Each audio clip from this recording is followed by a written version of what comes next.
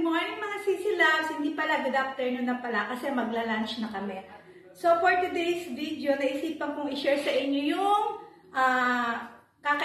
lunch namin ng family ko. Oh, diba? Si Mali-Mali na vlogger. So kasi kada bukas ko ng TV, nakikita ko si Diwata, yung pares ni Diwata. Kaya nag-crave ako ng pares.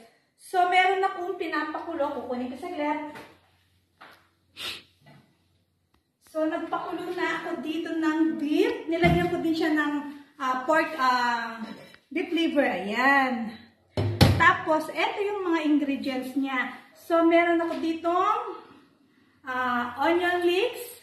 Meron ako ditong boiled egg. Meron din ako ditong fried garlic. And then, meron din akong chicharon at saka noodles ang tawag dyan, di ba? So, ipiprepare ko lang siya. Samahan niyo ako mga sisirap. Please don't forget to subscribe, like, comment, and hit the bell para updated kayo sa mabilisang luto dito sa Ann's Kitchen. So, di ba yung pares, parang ano din siya, parang, ano tawag dito, yung, ayan, ako talaga, mali-mali talaga ako, pagpasensyahan nyo na ako. Yung lomi, ganyan, di ba? So, lalagyan ko na ito ng noodles. Tapos, syempre, lalagyan natin ng itong sabaw.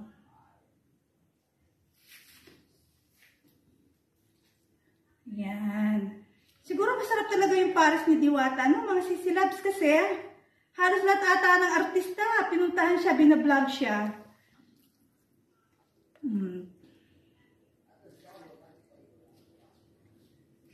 Kailangan ng pares yung kulong.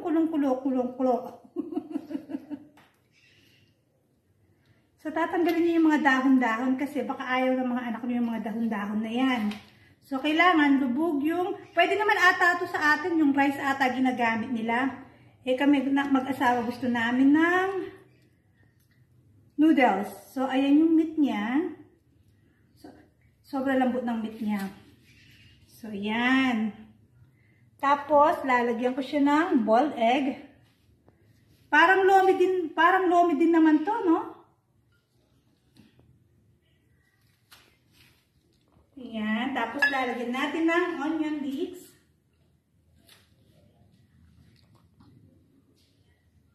Tapos, lalagyan natin ng garlic fried rice.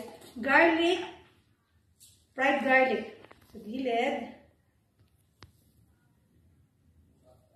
Hayaan nyo mga sisilab, darating din ng panahon, hindi na ako magmamali-mali. Lalagyan din natin na chicharon.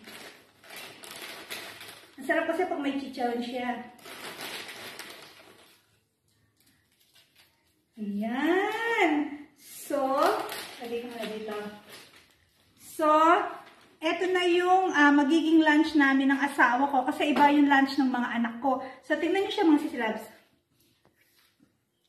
O, diba? So, mabilis ang vlog lang to mga sisilabs. Na-share ko lang sa inyo kung ano yung kakainin namin ngayong Sunday. Anyway, have a lovely weekend mga sisilabs. I love you all. Bye!